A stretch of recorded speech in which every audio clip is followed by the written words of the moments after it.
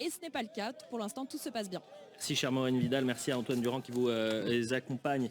Maître Jérémy Calfon, merci d'être avec nous. Est-ce que vous êtes surpris par la décision du tribunal administratif, de la justice administrative, eh bien de désavouer en quelque sorte la volonté du préfet de police qui l'a expliqué, on l'entendra d'ailleurs dans un instant, c'est-à-dire pas de rassemblements syndicaux aux abords du Stade de France. C'est pas surprenant dans la mesure où c'est le boulot de la justice administrative de vérifier la légalité des arrêtés préfectoraux.